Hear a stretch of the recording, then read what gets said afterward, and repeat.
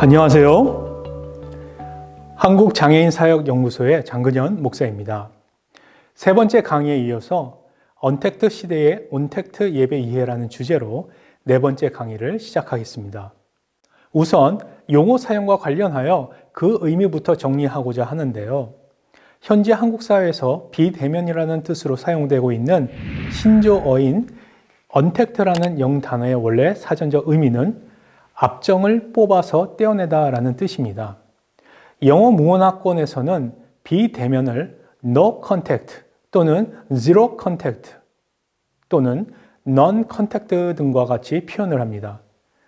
그리고 ontact라는 신조어도 아직은 영어 사전에서는 찾아볼 수 없는 단어예요. 비대면이라는 뜻으로 통용되고 있는 ontact와 온라인을 통해 비대면으로 소통한다는 의미로 통용되고 있는 온택트는 한국식 영어 표현인데요. 어쨌든 한국 내에서는 언택트는 비대면으로 그리고 온택트는 온라인을 통한 비대면 소통의 의미로 통용되고 있는 만큼 이번 강의에서는 각각의 용어를 위와 같이 사용하고자 합니다. 먼저 과연 온라인 비대면 예배가 성경적인 예배인가? 라는 질문에 대한 대답은 유보하고 싶고요. 단지 온라인 예배가 성경적으로 최선의 예배라고 생각하지는 않고 상황적 비대면 대한 예배의 개념으로 이해하고 싶습니다. 사도행전 2장 42절에서 47절을 살펴보면 초대교회 예배를 구성하는 네 가지 요소를 보게 되는데, 첫째는 사도의 말씀 선포와 가르침을 받는 공동체, 둘째는 성도의 교제와 성찬, 셋째 날마다 모이기를 힘쓰는 공동체, 넷째 세상으로 파송되어 사회에 참여하는 공동체입니다. 만일 이러한 초대교회가 가지고 있던 성경적 예배 요소들을 충족할 수만 있다면 우리는 개 교회의 특성에 맞는 예배의 형태와 형식을 취할 수 있을 것입니다. 또한 더불어 생각해야 할 것은 예배의 성경적 본질에 대한 진지한 고민이 부재된 상태에서 상황적인 대안이 본질적인 위치에 고착되거나 본질적인 요소를 희석하게끔 하는 위태로운 상황으로 흘러가는 것은 반드시 경계해야만 한다는 것이죠. 이러한 예배적 요소들을 감안할 때에 또한 한편으로는 세상의 빛과 소금의 역할을 감당해야 하는 교회가 코로나19 감염 예방 및 확산 방지를 위해 생활 속 거리 두기라는 정부의 생활 방역 체계 지침을 따라야 하는 사회적 참여도 필요할 것입니다. 만일 교회가 코로나19 감염 확산의 중심에 있다면 이 또한 초대교회가 가지고 있던 온 백성에게 칭송을 받으니 주께서 구원받는 사람을 날마다 더하심, 즉 세상으로 파송되어 사회에 참여하는 공동체라는 예배 요소를 상실한 결과가 될 것입니다. 오늘날 세상 사람들이 교회에 실망하는 이유는 종교적인 것보다는 소극적인 사회 문제 대응과 본질에서 벗어난 형식에 집착하는 태도 때문일 것이에요. 우리는 지금 코로나19라는 전무후무한 특수한 상황에 놓여 있으나 코로나19 사태라는 특수한 상황이라고 하여 온라인 예배를 무조건 긍정적으로만 생각할 수도 없고, 그렇다고 초대교회가 가지고 있던 예배의 요소에 충족되지 않는다고 하여 무조건 또 부정적으로만 생각할 수도 없는 매우 어렵고 난처한 상황에 놓여 있습니다. 코로나19 바이러스 감염 예방이라는 사회적 참여 차원에서 온라인 예배가 필요하다면 우리는 온라인 예배가 충족시킬 수 없는 예배의 요소들을 살펴보고 그것들을 어떻게 보완할 것인가를 생각하며 발달 장애인들에게 예수 그리스도를 전하기 위하여 온라인이라는 수단을 적극적으로 활용해야 할 것입니다. 그리고 무엇보다도 현장 대면 예배가 다시 가능하도록 코로나19 사태가 하루빨리 종결되도록 하나님께 간절히 간구하는 것이 현재로서는 최선이 될 것입니다. 그럼 먼저 온라인 예배에 대한 이해가 필요한 것 같은데요. 그 장점과 단점에 대해서 몇 가지 알아보도록 하겠습니다. 먼저 온라인 예배의 장점입니다. 첫째로 가족 단위 모임의 예배를 드릴 수 있다는 것입니다. 현장 대면 예배일 때에는 발달 장애인은 장애인 교회 학교 주일 예배에 참석하고 부모님은 일반 주일 예배, 그리고 형제들은 각자의 교회 학교 부서 예배에서 참석하는 것이 일반적이었어요. 그러나 각 가정에서 온라인 예배를 드리게 되면서 가족 구성원들이 한자리에 함께 모여서 예배를 참석하여 가족 공동체성을 강화하는 긍정적인 면이 있습니다. 두 번째로는 온라인 예배는 시간과 장소로부터 비교적 자유로운 환경을 조성할 수 있다는 장점이 있습니다. 온라인 예배는 현장 예배에 비해 시간과 장소의 제약을 받지 않기 때문에 주일 예배뿐만이 아니라 주중에도 학생에게 동영상을 통해 복음을 전할 수 있는 기회가 많아지기 때문이죠. 그러면 이번에는 온라인 예배의 단점에 대해서 살펴보겠습니다. 첫째로는 개인주의적 신앙생활의 확산의 가능성이 있다는 것이에요. 코로나19가 발생하기 이전에도 교회의 목양을 받는 것을 불편하게 여기는 개인주의적 신앙생활의 양상을 이미 보여왔습니다. 이러한 배경 속에서 온라인 예배는 개인주의적 신앙생활을 더욱 확산시킬 위험성이 있어 보여요. 현장 대면 예배로 보일 때에는 영유아로부터 노년층에 이르기까지 다양한 세대들과 접촉할 기회가 있었기 때문에 학생에게 자기 중심적인 신앙과 사고에 집중되지 않도록 도움을 줄 수가 있었지만 온라인 예배는 그렇지 못하다는 어려움이 분명히 있습니다. 특히 발달 장애인에게 있어서 신앙 성장을 위한 다양한 기회를 결여시킬 가능성을 증폭시킬 수 있다는 문제점이 보이는 것이죠. 두 번째는 편의주의적 예배를 선호하는 현상이 나타날 수 있다는 단점이 있어요. 온라인 예배는 학생으로 하여금 하나님께 드려지는 예배에 대한 나태한 태도를 가져오게 할 수 있어요. 식사를 하면서 영상 예배를 시청한다든지 아니면 잠옷과 같은 편안한 옷을 입은 채로 온라인 예배에 참석하는 것이 가능하기 때문에 온라인 예배는 하나님을 섬기는 예전의 기본적이고 필수적인 요소들을 흐트릴 수가 있어요. 하나님께서 원하시는 예배에는 성경적인 기준과 요소들이 분명히 존재하는데 이러한 기준과 요소들은 예전으로 표현되기 때문에 온라인 예배가 가져올 수 있는 편의주의적인 예배를 경계해야만 합니다. 세 번째로 사람의 취향에 맞는 예배를 제작하려는 시도가 있을 수 있어요. 온라인은 시간과 장소의 제약을 받지 않는다는 장점이 있는 반면에 그만큼 온라인 상에는 수많은 영상 예배가 존재하게 됩니다. 이에 따라 학생은 TV 채널을 선택하여 방송을 시청할 수 있듯이 자신의 취향에 맞는 영상 예배를 선택적으로 시청할 수 있는 환경이 형성될 수 있다는 것이죠. 그리고 이러한 환경은 각 교회 학교들로 하여금 학생들의 흥미와 관심을 더 끌어낼 수 있는 영상 예배를 제작하려는 시도로 인해서 그리스도의 영광을 나타내어야만 하는 예배의 본질이 훼손될 가능성이 있는 것이죠. 네 번째로 잘못된 성찬 방법의 시도가 있을 수 있다는 것입니다. 하나님께 드려지는 예배가 본질적으로 그리스도 중심적이기 때문에 성찬은 예배에 있어서 매우 중요한 요소예요. 그러므로 사실상 매 주일 예배 때마다 성도들이 개교회에 모여 실제로 떡과 포도주를 나누는 성찬식이 시행되는 것이 가장 바람직하겠지만 만일 그렇지 못하다 할지라도 성찬식을 자주 하여 그리스도를 기념하는 것은 마땅합니다. 그런데 이렇게 대면적인 요소가 뚜렷한 성찬은 온라인 예배를 통해서는 분명히 불가하다는 것을 강조하고 싶어요. 이러한 관점에서 보더라도 온라인 예배는 코로나19라는 특수한 상황으로 인한 대체 예배라는 사실을 망각해서는 안 되고 무엇보다도 온라인으로 성찬식을 진행하려는 잘못된 성찬 방법이 발생해서는 안 될 것입니다. 다섯 번째로 온라인 예배는 예배 집중도를 저하시킬 수 있다는 것이에요. 사람이 아닌 모니터나 스마트폰 앞에 있는 학생의 집중력은 더 낮아질 수밖에 없습니다. 일반 대학생도 온라인 강의에 참여할 경우 20분이 지나기 시작하면서 집중력이 떨어지기 시작한다고 해요. 또한 일반적으로 온라인 예배에 대하여 만족도가 낮은 주된 이유 중에 하나는 현장 예배만큼 집중할 수 없기 때문이라고 합니다. 이는 성도들이 모이지 않는 비대면 온라인 예배는 현장에서 가질 수 있는 예배의 생동감이 결여되기 때문일 것이에요. 특히 비장애인보다 집중하는 것에 더 어려움을 겪는 발달 장애인의 특성을 생각할 때 온라인 예배는 현장 예배보다 집중도를 저하시킬 가능성이 분명히 있어 보입니다. 여섯째로 온라인 예배는 공동체 의식을 약화시킬 수밖에 없다는 거예요. 온라인 예배 자체가 예배의 본질적인 요소들을 모두 충족시킬 수 없기 때문에 온라인 예배가 학생으로 하여금 공동체 의식을 약화되게 만드는 것은 당연합니다. 특히 발달장애 학생과 신앙적 교감을 위해서는 학생과의 라포 형성이 중요한데 비대면 양상을 통해서 교사와 학생 사이의 라포 형성이 제대로 이루어지기를 기대하는 것은 어렵겠죠. 7번째로 헌신과 봉사의 기회가 축소되게 된다는 것이에요.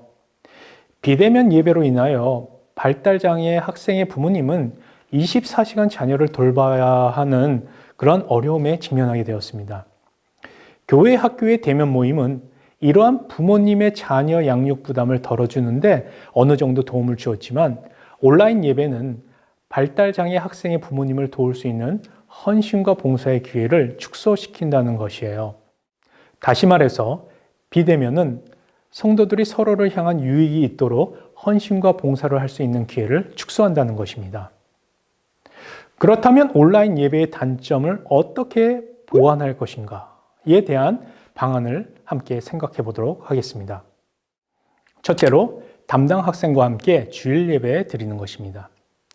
담임교사는 학부모의 동의하에 담당 학생의 집에 방문하거나 담당 학생을 교사의 집으로 초대해서 교사와 학생이 함께 온라인 예배를 드리며 최소한의 공동체성을 유지할 수 있는 방법이에요. 담당 학생이 1명 이상일 경우에는 매 주일에 1명의 학생을 방문하거나 초대하여 함께 주일 예배를 드릴 수 있겠죠. 안정성이 보장되고 환경과 상황이 허락된다면 주일에 반별로 모여서 담임교사와 학생들이 함께 온라인 예배를 드리는 것도 좋을 것입니다. 이를 위해서는 코로나19 감염 예방을 위해서 개인 방역에 더욱 철저하게 신경을 써야만 할 것입니다. 두 번째로 주중 신방을 통해 공동체성을 강화하는 것입니다. 저는 개인적으로 안부차 연락을 한다고 해서 이를 성가시게 여기거나 귀찮게 반응하는 발달장애 학생을 아직 만나본 적이 없어요. 오히려 발달장애 학생은 교육자나 교사와의 더 많은 교제를 원하는 편입니다.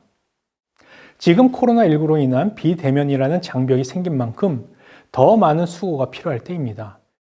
담당 학생과 서로 연락하는 시간을 정하여서 전화나 각종 SNS를 사용해 교제하고 또한 정기적인 가정신방을 통해 학부모를 격려하고 학생의 안부를 확인하는 것은 반드시 필요합니다. 세 번째로는 학부모와의 교제를 유지해야 합니다. 코로나19로 인한 생활 환경의 변화는 정형화된 생활 방식에 익숙한 발달 장애인에게는 더 큰 어려움을 가져다 줍니다.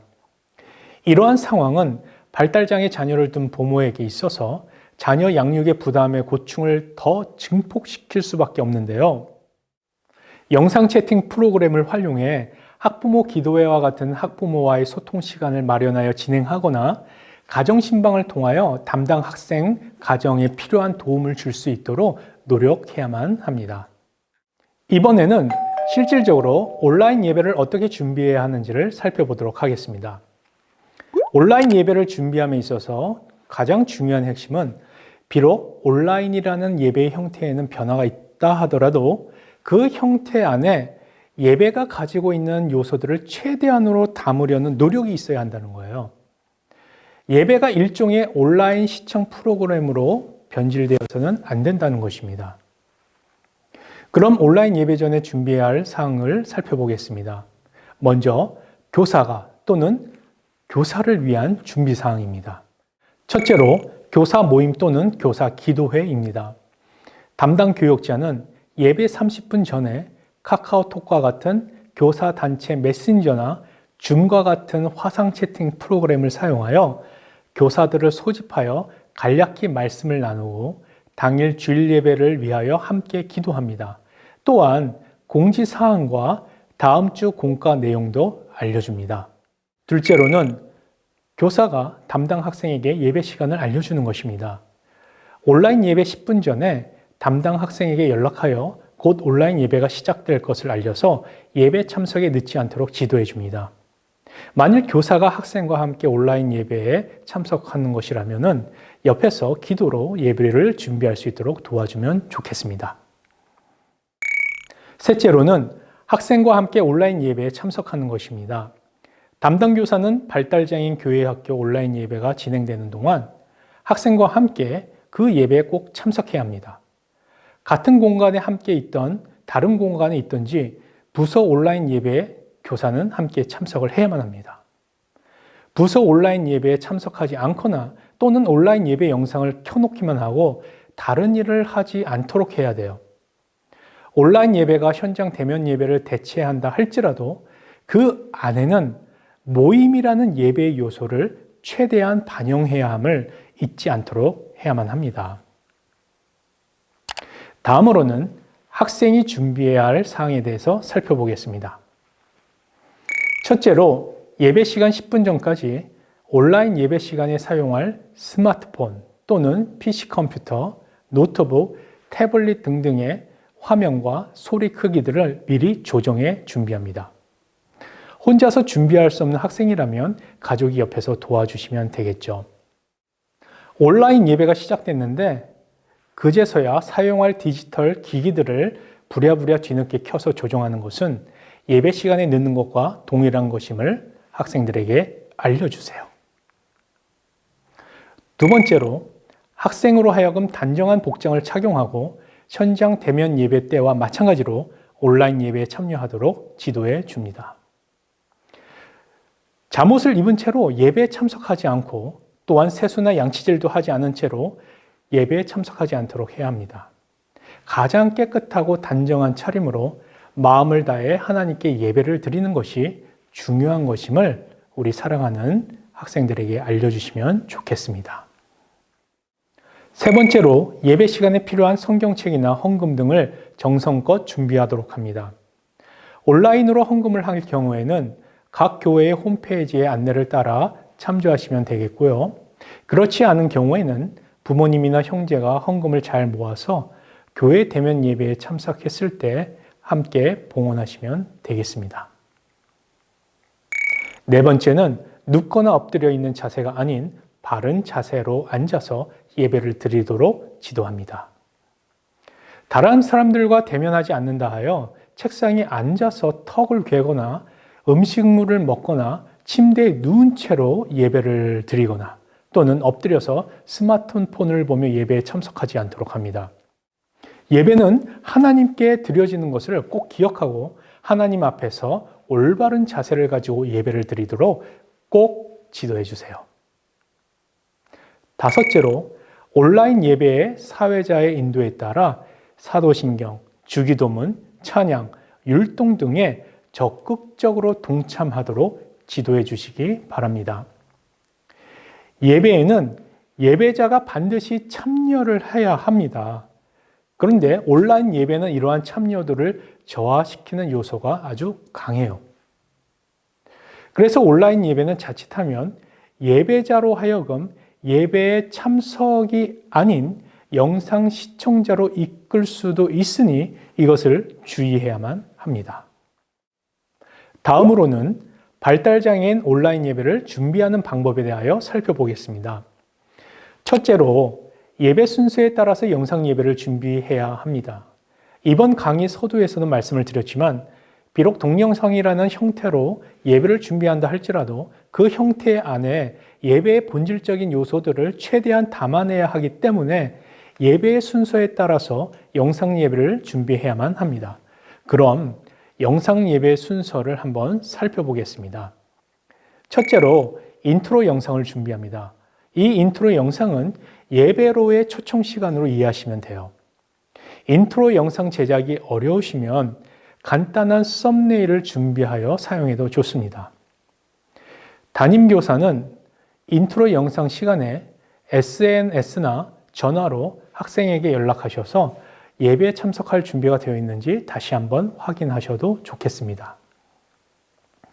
두 번째로는 신앙 고백 영상을 준비합니다. 신앙 고백은 발달 장애인의 특성에 맞게 학생이 따라하기 쉽고 좀 더 이해하기 쉬운 표현으로 진행하는 것을 추천해 드립니다. 한 단어라도 학생이 이해하여 기억에 오래 남을 수 있는 언어를 사용하는 것이 중요합니다. 다음과 같이 발달 장애인을 위한 신앙 고백 사례들을 소개하니 참조하셔서 적극적으로 활용하시면 좋겠습니다. 세 번째는 찬양 율동 영상을 준비합니다. 찬양과 율동은 학생이 따라하기 쉽도록 담당 교사들이 준비하여 영상으로 촬영하는 것이 가장 좋습니다. 설교 전의 찬양과 율동은 가능하면 성경 본문과 설교 주제와 동일한 것으로 선택하셔서 준비하는 것도 꼭 기억해 주세요. 네 번째는 대표 기도 영상을 준비하는 것입니다. 기도로 예배 중에 있는 학생들을 잠재우지 않도록 했으면 좋겠어요. 알아듣기 어려운 말로 길고 지루하게 하는 기도는 학생에게 어떠한 감화와 감동도 전달할 수 없습니다. 대표 기도에는 찬양, 감사, 회개, 간구 등의 내용을 포함해서 우리가 기도를 하되 간단 명료하게 한 1분 정도로 해서 학생들이 기도에 참여하고 반응하도록 하면 좋겠습니다. 다섯째로는 성경 봉독 영상을 준비합니다. 성경 본문은 가능하면 짧은 구절을 선택하는 것이 좋습니다. 만일 선택한 성경 구절이 길다면 발달 장애인의 특성을 고려하여 학생들이 꼭 기억할 부분만 봉독하셔도 좋겠습니다. 예를 들어, 그러므로 함께 하늘에 부르심을 받은 거룩한 형제들아, 우리가 믿는 도리의 사도이시며 대제사장이신 예수를 깊이 생각하라는 히브리서 3장 1절 말씀을 우리가 믿는 도리의 사도이시며 대제사장이신 예수를 깊이 생각하라로 봉독하거나 혹은 인지도가 더 낮은 학생인 경우에는 예수를 깊이 생각하라로 봉독해도 좋겠습니다. 그리고 가능하면 읽기 쉽도록 번역된 성경을 사용하는 것이 좋습니다. 여섯째로 성경 애니메이션 영상을 준비합니다. 성경 애니메이션은 발달 장애인 학생으로 하여금 다음 순서로 진행될 설교에 관심을 가지도록 하는 아주 좋은 강화제가 될 수 있습니다. 그러므로 성경 애니메이션을 적절하게 사용하도록 하는 것이 필요합니다. 그런데 성경 애니메이션을 자체적으로 제작할 수 있는 교회는 그리 많지 않을 거예요. 그러므로 성경 애니메이션을 한장형과 같은 기관의 도움을 받아 구매하여 사용하는 것도 한 방편이 될 수 있겠습니다. 일곱째로 설교 영상 준비입니다. 코로나19 사태가 발생하면서 올해 초에 대학교에서도 이 강의를 줌과 같은 화상회의 프로그램을 사용해서 비대면으로 온라인 강의가 진행되기 시작했습니다. 그리고 한 학기가 지난 후에 한 기관에서 올 상반기 온라인 강의에 대한 설문조사를 시행했는데 대학생들이 온라인 강의에 집중하는 최대의 시간은 20분 정도라는 조사 결과가 나왔어요. 온라인 강의가 현장 대면 강의보다 집중도를 훨씬 많이 저하시킨다는 의미겠죠. 그렇다면 발달 장애인은 온라인 설교를 들을 때에 집중하는 시간이 더 짧을 것은 자명하므로 온라인 설교는 5분 정도로 하는 것이 좋겠습니다. 여덟 번째는 헌금 기도 영상 준비입니다. 헌금 기도는 하나님, 우리의 정성을 받아주세요. 예수님의 이름으로 기도합니다와 같이 단 한마디로 요약하여 최대한 짧게 준비해 주시면 좋겠습니다. 제발 어려운 말로 길게 하지 말아주세요. 꼭 부탁드립니다. 아홉 번째는 찬양과 율동 영상을 준비합니다. 설교 전 찬양과 율동과 마찬가지로 설교 후 찬양과 율동도 학생이 따라하기 쉽도록 담당 교사들이 준비하여 영상을 준비합니다. 설교 후의 찬양과 율동은 서로를 축복하며 상호작용할 수 있는 내용을 준비하면 좋고 설교 본문과 설교 주제와 동일한 것으로 선택하여 준비하거나 설교 전에 찬양과 율동을 반복하셔도 좋겠습니다. 열 번째는 주기도문 영상을 준비합니다. 주기도문도 앞서 소개해드린 신앙 고백과 마찬가지로 발달 장애인의 특성에 맞게 학생이 따라하기 쉽고 좀 더 이해하기 쉬운 표현으로 진행합니다. 다음과 같이 발달 장애인을 위한 주기도문 사례를 소개해드리니 참조하셔서 적극적으로 활용하시면 좋겠습니다. 11번째는 아우트로 영상을 준비합니다. 아우트로 영상은 세상으로의 파송의 의미를 가지도록 제작하시면 됩니다. 예를 들어 설교의 주제가 하나님은 사랑이시다 였다면 우리도 한 주간 하나님처럼 서로 사랑하며 살아요 라는 내용으로 준비하시면 좋겠죠. 인트로와 마찬가지로 영상 제작이 어려운 경우에는 간단한 썸네일로 준비하셔도 좋겠습니다. 아우트로 영상이 끝나면 담임교사는 담당 학생에게 온라인 예배에 잘 참석하셨는지 꼭 한번 확인해 주시면 좋겠습니다. 그럼 이번에는 영상 설교 제작하기를 살펴보겠습니다. 첫째로 영상의 장점을 최대한 활용하면 좋겠습니다. 영상은 현실에서 구현할 수 없는 것들을 재생할 수 있다는 아주 큰 장점이 있죠. 그러므로 영상 설교를 제작할 때는 단순히 설교자가 설교하는 모습만을 촬영하는 것이 아니라 성경 이야기를 영상으로 현장감 있게 구성해서 학생으로 하여금 마치 성경 이야기와 그 상황 속에 직접 들어가는 듯한 가상현실을 구현하여 말씀을 전하는 도구로 충분히 활용하면 아주 바람직하겠습니다. 성경 이야기를 영상으로 제작하기 위해서는 영상을 통해 실제로 경험되는 몇 가지 개념을 알아두면 영상 설교 제작에 도움이 되리라고 생각하여 다음과 같이 몇 가지 소개해 드리고자 합니다. 첫 번째는 가상현실입니다. 현실과 유사한 체험을 할 수 있기 때문에 현실과 단절된 공간에서만 상호작용이 가능합니다. 즉, 가상현실에서 제시되는 상황은 모두 허구이고요. 이 가상현실을 체험하기 위해서는 TV에서 많이 보셨을 거예요. 앞에 이렇게 큰 플라스틱 같은 안경 같은 걸 쓰시죠. 그거를 Head Mounted Display라고 하는데 이 HMD를 착용하는 것이 필요합니다. 그래서 이 가상현실 방식은 우리가 설교 때 사용할 수 있는 그런 영상 제작법에는 별로 적합하지 않은 것 같아요. 두 번째는 증강현실입니다. 실제 현실에 가상의 이미지나 영상이 겹쳐 보이게 해서 정보를 전달하는 방식인데요. 파란색이나 녹색 세트장에서 실제를 촬영하여 가상의 이미지나 영상을 겹쳐서 제작하는 영상이 그 예가 될 수 있습니다. 상호작용은 안 되며 단순 정보만 일방적으로 전달할 수 있습니다. 저희 한장연에서 제작하는 영상 예배가 바로 이 증강현실 기술을 이용해서 녹화하는 방식이기도 합니다. 세 번째로는 혼합현실입니다. 실제 현실에 가상의 이미지나 영상이 겹쳐 보이게 하여 정보를 전달하는 방식이란 점에서는 증강현실과 같지만 인간과 상호작용할 수 있다는 것이 증강현실과의 차이점이에요. 그러므로 혼합현실은 증강현실보다는 좀 더 높은 기술력을 필요로 합니다. 네 번째로 확장현실입니다. 위의 가상현실, 증강현실, 혼합현실의 기술을 망라하는 기술로서 현실과 가상 사이의 상호작용이 더욱 강화된 방법이에요.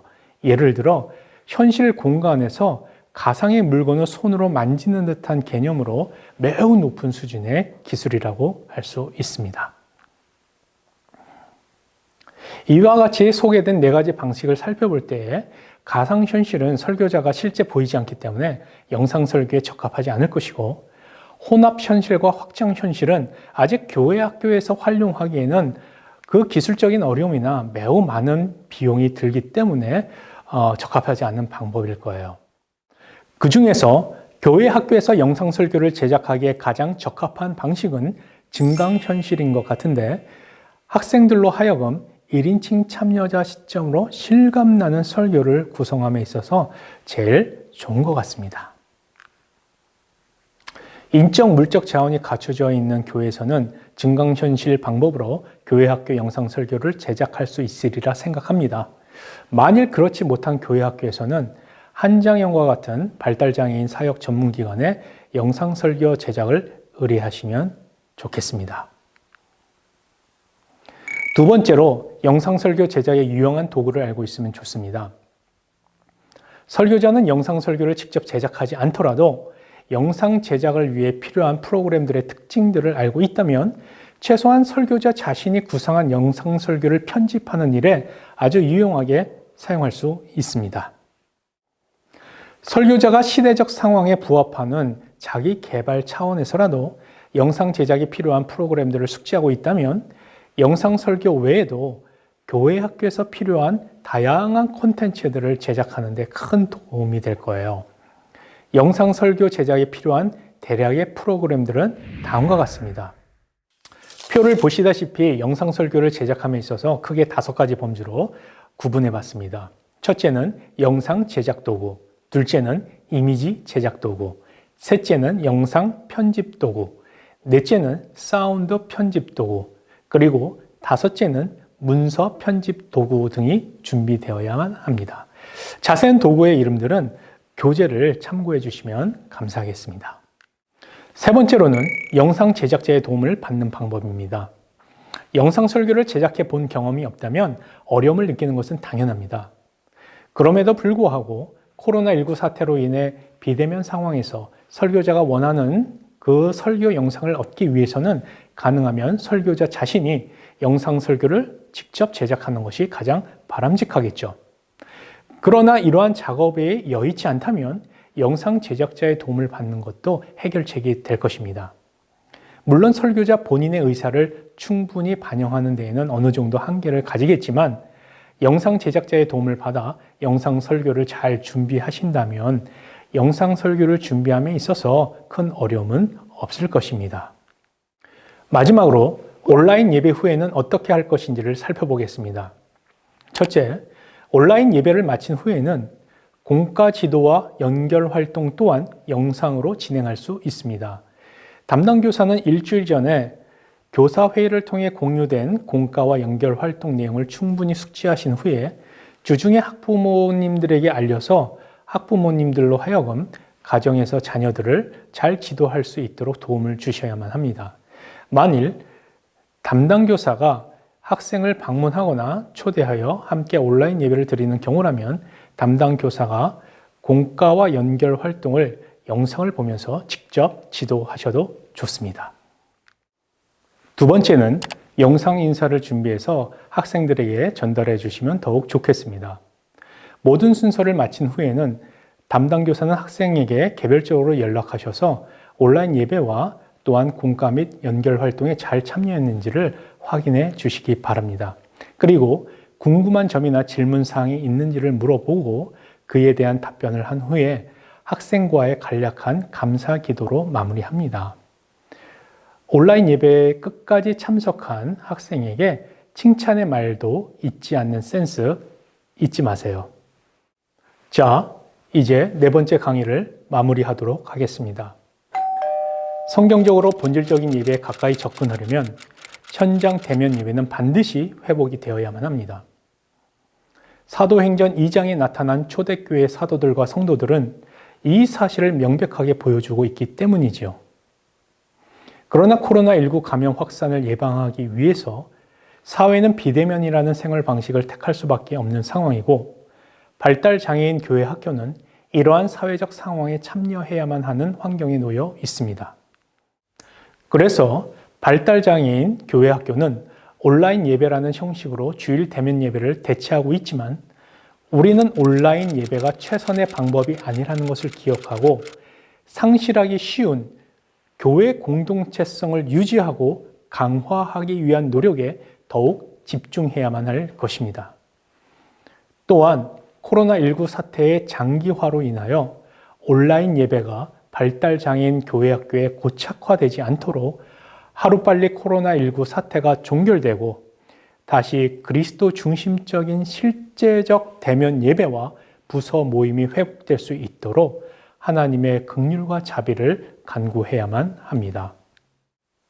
그 회복의 날이 이르기 전까지는 부족하지만 온라인 예배를 잘 준비하여 발달장애인과 그 가족을 향한 복음 전파와 신앙 공동체성을 유지하도록 부단히 노력해야만 할 것입니다. 그리스도를 사랑하는 우리 모두에게 주님의 돌보심과 평강이 언제나 함께 하시기를 간절히 소원합니다. 자, 그럼 네 번째 강의를 마지막으로 제25회 장애인 선교 지도자 세미나를 마치도록 하겠습니다. 어려운 상황에서도 장애인 사역을 위해 눈물의 기도와 헌신으로 사역 현장을 지키시는 모든 사역자님들께 감사를 드리며 늘 주님의 은혜와 돌보심이 함께 하시기를 늘 기도하겠습니다. 감사합니다.